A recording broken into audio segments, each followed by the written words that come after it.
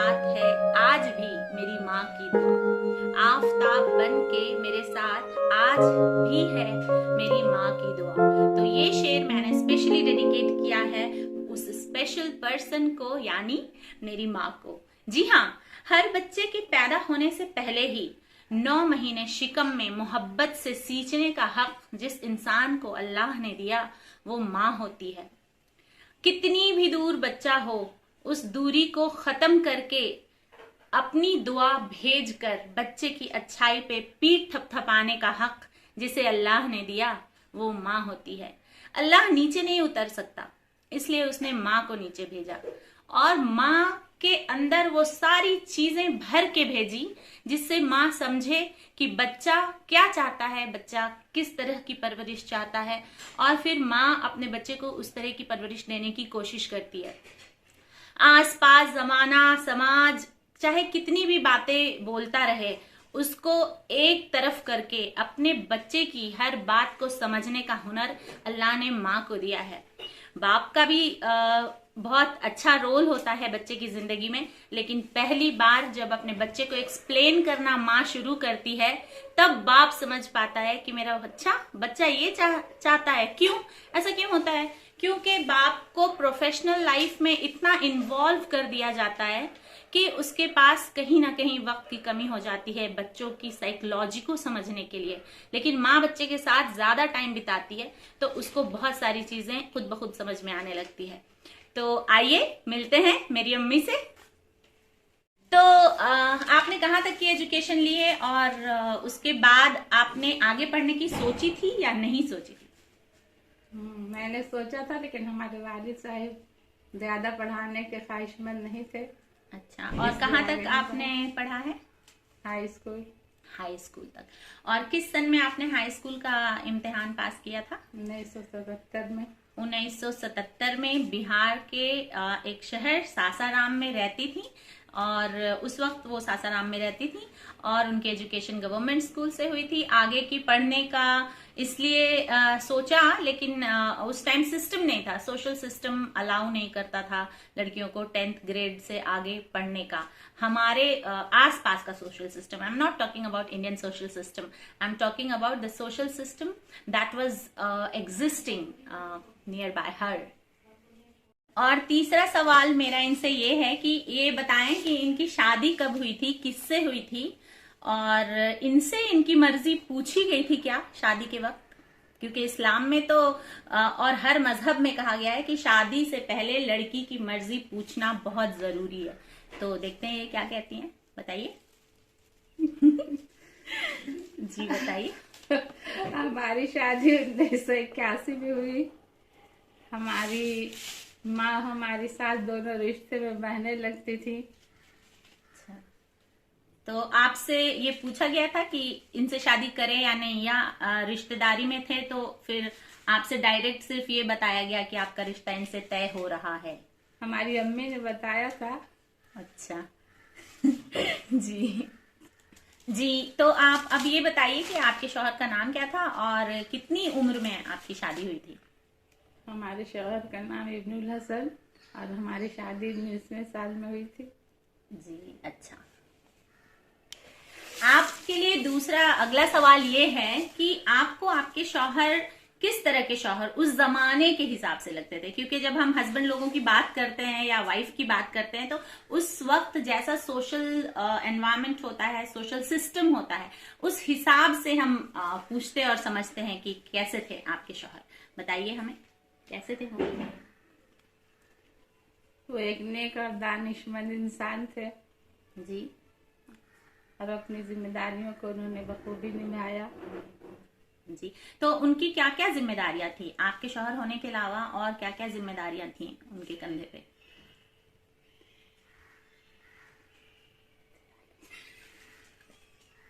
जी बताइए।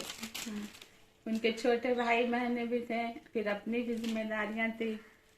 उन्होंने सारी जिम्मेदारियां बखूबी निभाई। जी अच्छा, तो आप लकी थी कि उस जमाने के हिसाब से आपको एक अच्छे हस्बैंड मिले, क्या कहती हैं? जी अच्छा। जब हंसी का माहौल बन ही गया है तो एक कहानी सुना दूं अपने पापा के बारे में। जब हम लोग बैठा करते थे हमेशा, तो पापा एक गाना गाया करते थे, फूलों वाला सेहरा लाया, मोतियों वाला सेहरा लाया। तो हम पापा से पूछते थे इसका क्या मतलब है। तो पापा ने कहा कि जब शादी हुई थी तुम्हारी अम्मी से मेरी, तो उस वक्त अम्मी मतलब मेरी जो दद्दा थी, उनको शॉपिंग वगैरह, वो और पुराने जमाने की थी, तो शॉपिंग वगैरह करने का कोई एक्सपीरियंस उनको नहीं था। पहले के जमाने में घर में ही आ जाया करता था कपड़ा वगैरह, और घर की औरतें पसंद कर लिया करती थी, उस जमाने में ऐसा होता था। तो दद्दा को कोई एक्सपीरियंस नहीं था। तो डाल पे जो कपड़ा जाता है और जो सेहरा जाता है, शहाना जोड़ा हमारे बिहार में जाता है, तो पापा ने उन सब का इंतजाम खुद किया था। तो सेहरा उन्होंने बनारस से बनवा के लाया था। तो वो हमेशा कहते थे कि बड़े अरमान से मैंने डाले की सारी चीजें, एक एक चीजें खरीदी थी, और एक एक साड़ी उस जमाने में 1981 की बात है, एक साड़ी का डिजाइन दूसरी साड़ी से मैच नहीं होता था। तो ये सब बातें पापा बताया करते थे, तो हमें बहुत सुनकर अच्छा लगता था कि इतना स्पेशल फील कराने की उन्होंने कोशिश की अपनी वाइफ को शादी के वक्त। अब अगला सवाल ये है कि आपके कितने बच्चे हैं, और अपने बच्चों के लिए एक माँ होने के साथ साथ, उनका ख्याल रखने के साथ साथ, उनके कपड़ा प्रेस करना, धोना, उनको स्कूल के लिए रेडी करना, वो सब जिम्मेदारी जो एक बेसिक माँ निभाती है, उसके अलावा आपने और क्या क्या जिम्मेदारी अपने बच्चों के लिए निभाई? कितने बच्चे हैं आपके, पहले ये बताइए। हमारे 4 बच्चे हैं, 3 बेटियां 1 बेटा जी। और आपने उनके लिए माँ होने के साथ साथ और क्या जिम्मेदारी निभाई? मैंने सारी जिम्मेदारियां बखूबी निभाई। अपने बच्चों की शुरुआत की, पढ़ाई में भी उन्हें बहुत मदद की। जी, अच्छा। तो मैं यहाँ पे शेयर करती हूँ कि अम्मी उर्दू मीडियम से पढ़ी हुई थी, और हम लोग इंग्लिश मीडियम में पढ़ते थे। कॉन्वेंट एजुकेशन था हमारे स्कूल में, फोर्ट विलियम स्कूल सासाराम में। तो बच्चे इतने होशियार होते हैं। जब मैं छोटी थी और अम्मी मुझे पढ़ाती थी, तो मुझे ऐसे लगता था कि अम्मी को तो कुछ समझ में आ नहीं रहा है इंग्लिश में, तो अम्मी तो उर्दू मीडियम की पढ़ी है, ये बात मुझे पता चल गई थी, तो इनको नहीं समझ में आ रहा होगा। तो थोड़ा सा पढ़ के और फिर मैं बोलती थी अम्मी को, अम्मी मेरी पूरी पढ़ाई हो गई। तो अम्मी कहती थी, अच्छा तुम्हारी पूरी पढ़ाई हो गई है, जरा लाना नोटबुक। तो तो हम अम्मी को बोलते थे, आप तो इंग्लिश मीडियम से पढ़ी नहीं है, तो आप कैसे पढ़ाएंगी हमको? तो अम्मी बोलती थी, इंग्लिश मीडियम से नहीं पढ़े हैं, इंग्लिश हम पढ़े हैं। तो एक काम करो, तुम नोटबुक लाओ, हम क्वेश्चन पूछ लेंगे, रीड करना तो हमको आता है, भले ही एक्सप्लेनेशन ना समझ में आए, तो हम रीड करते जाएंगे और तुम आंसर बोलती जाओगी, हम ऐसे देखते जाएंगे कि तुमने पूरी लाइन बोली है या कहीं कहीं पे मिस कर दिया है। तो इस तरह से ये कहानी मैंने आपसे इसलिए शेयर की क्योंकि अगर मन में ये रहे, ठान ले माँ कि मुझे पढ़ाना है अपने बच्चों को, तो हिंदी मीडियम और मराठी मीडियम और उर्दू मीडियम से कोई मतलब नहीं है। इंग्लिश एज अ सब्जेक्ट हर मीडियम में पढ़ाया जाता है, तो किसी भी मीडियम से माँ पढ़ी रहे, तो इस तरह से इस स्ट्रैटेजी के थ्रू बच्चों को बेसिक एजुकेशन पढ़ा सकती है। इसलिए मैंने ये कहानी आपसे शेयर की, ताकि आप लोग भी अपने बच्चों के पढ़ाई लिखाई के ऊपर थोड़ा एक पैनी नजर रखें, क्योंकि हर बच्चा अपने पिछले जनरेशन से थोड़ा ज्यादा ही होशियार होता है। जब कभी मेरे पापा टी टाइम के लिए बैठा करते थे, वो कहते थे कि घर का एक मील बच्चों के साथ होना बहुत जरूरी होता है, क्योंकि उस टेबल पे, फूड टेबल पे हम बच्चों को बहुत सारे एटिकेट्स, बहुत सारी चीजें जो दिन भर का वक्त नहीं मिल पाता माँ बाप को समझाने के लिए, वो हम वहां पे समझा सकते हैं, और वो बहुत सारी चीजें हमें समझाते थे। तो टी टाइम के, वैसे तो हम बच्चे कोई भी चाय नहीं पीते थे, लेकिन वो बिठाते थे हम लोगों को, और तुम लोग स्नैक्स खाओ और मैं चाय पीते पीते कुछ बातें करूंगा। तो वो हमेशा बताते थे कि तुम्हारी अम्मी के जैसी बीवी मिलना एक खुशकिस्मती होती है, क्योंकि मेरी जिंदगी में बहुत चैलेंजेस आए और हर चैलेंज में तुम्हारी अम्मी मेरे साथ बहुत स्ट्रांगली खड़ी रही। तो आज मैं अम्मी से जानना चाहती हूँ कि कौन कौन से चैलेंजेस आपने बखूबी निभाए, क्योंकि एक बीवी के रोल में हर दिन एक नया चैलेंज आता है, और शौहर जब कभी अकेला पड़ जाता है, उसके सपोर्ट में बहुत सारे लोग नहीं खड़े हो पाते, क्योंकि उसकी जनरेशन की बात उसी के जनरेशन के लोगों को समझ में आती है। तो वो हमेशा अपनी बीवी का मुंह पलट कर देखता है कि इसको तो समझ में आ रही है मेरी बात कि नहीं। तो ऐसे वक्त में आपने पापा का बहुत बार साथ दिया है, पापा हमें बताते थे। तो आप बताइए कौन कौन से चैलेंजेस में आपने उनका एक as a life partner, better half आपने रोल निभाया? जिंदगी में बहुत उतार चढ़ाव आते हैं, जिसमें मैंने हमेशा उनके साथ मजबूती से खड़ी रही। जी, अच्छा। और आपको इतनी मजबूती से खड़े रहने की ताकत कहाँ से मिलती है? आप बताएंगी तो हमारे जनरेशन के लोग भी कुछ सीखेंगे इस चीज से।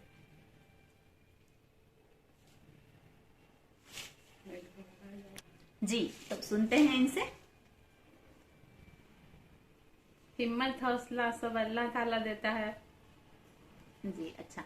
और हमारे बड़े बुजुर्गों ने भी कहा है, और आजकल के टाइम में जो एक नया मेडिटेशन का बहुत सुनने में आता है, आप किसी यूट्यूब चैनल में देख लीजिए, कहीं पे आप वेबिनार करिए, वहां पे एक ना एक बार ये मेडिटेशन का जिक्र जरूर होता है कि वो हमें मेंटली बहुत स्ट्रांग करती है और बहुत कनेक्टेड रखती है अपने सोल से और लाइफ टारगेट से। तो नमाज से और अल्लाह पे यकीन करने से बहुत ताकत मिलती है। मेरी अम्मी अपने अम्मी अब्बी की बड़ी लाडली बेटी थी, बड़ी बेटी थी, और जब वो शादी करके अपने ससुराल गई तो वहां पे बहुत प्यारी भाभी थी अपने देवर की, बाद में देवरानियां आई, जेठ जेठानियों की भी बहुत अच्छा उनसे रिश्ता था इनका। और दादा जान जब बहुत खुश हुआ करते थे तो पेशानी पे बोसा लिया करते थे, अम्मी बताती हैं।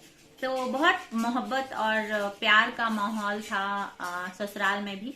और तो आपकी किस आदत की वजह से आपके सब बड़े और आपके सब छोटे आज भी आपको बहुत प्यार करते हैं?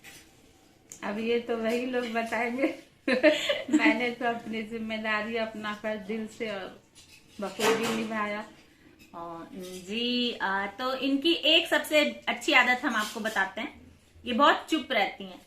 इसको हम लोग आजकल 7 habits of highly effective people में पढ़ाते हैं, be proactive, think, pause before you respond.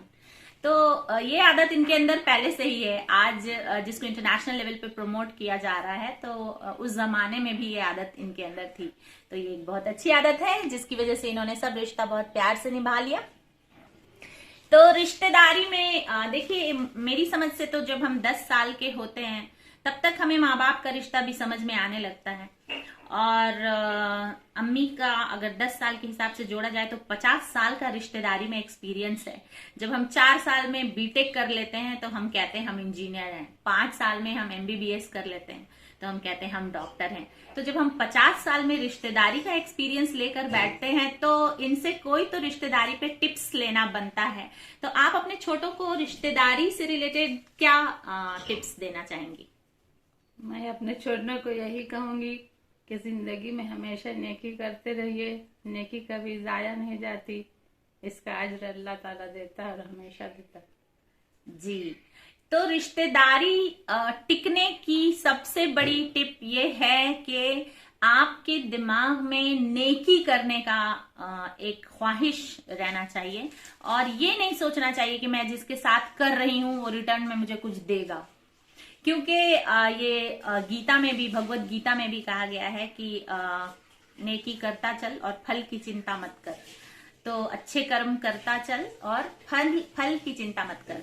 ऐसा क्यों कहा गया है? क्योंकि जिसके साथ हम नेकी कर रहे हैं कोई जरूरी नहीं है कि हमें फल वहीं से मिल जाए। चिंता मत करो, क्योंकि तुम्हारी नेकी कितनी होगी उस हिसाब से दुनिया वाले तो नहीं, लेकिन हाँ ऊपर वाले की तरफ से हमें पॉजिटिव चीजें हमारी लाइफ में होने लगती हैं। तो नेकी का घड़ा भरते रहिए वक्त रहते हुए, और रिश्तेदारी को हंसते हंसते निभाते रहिए, जीते रहिए, आबाद रहिए। आप लोगों का बहुत बहुत शुक्रिया मेरे चैनल को सब्सक्राइब करने के लिए। और आज मैं बहुत खुश हूँ। मैंने बहुत पहले भी शेयर करने की कोशिश की थी, लेकिन बीच में वो दिल्ली वाला न्यूज में आ गया था तो मेरा मन थोड़ा खट्टा हो गया और फिर मैंने शेयर नहीं किया। मैं ये कहना चाहती हूँ कि 300 सब्सक्राइबर हो जाना मेरे जैसी एक टीचर के लिए बहुत खुशी की बात है, क्योंकि मैं एक एकेडमिक ईयर में कम से कम 300 बच्चों को पढ़ाती हूँ, अगर मैं 3-4 क्लासेस की टीचर हूँ तो। लेकिन अपने इंदिरा नेशनल स्कूल के करियर में मैं मदर टीचर के जैसे पढ़ाती थी। तो बेसिकली मदर टीचर एक क्लास को 3 सब्जेक्ट पढ़ाती है। तो मैं बहुत पिछले कई सालों से जब मैं जॉब कर रही थी, 2019 में छोड़ा मैंने जॉब, तो 2013 से 2019 के बीच में इंदिरा नेशनल स्कूल में मैंने जो बच्चों को पढ़ाया होगा, तो वो सारे जो मेरे सब्सक्राइबर अब हो गए 300, तो मुझे एकदम वैसी ही फीलिंग आती है कि मैं अपने बच्चों को पढ़ा रही हूँ और अच्छी चीजें सिखाने की कोशिश कर रही हूँ। जीते रहिए, आबाद रहिए, मेरे चैनल को सब्सक्राइब करना मत भूलिएगा और कंटेंट अगर आपको पसंद आए तो प्लीज शेयर कीजिएगा। बाय बाय, अल्लाह हाफिज। अल्लाह हाफिज, सी यू ऑल।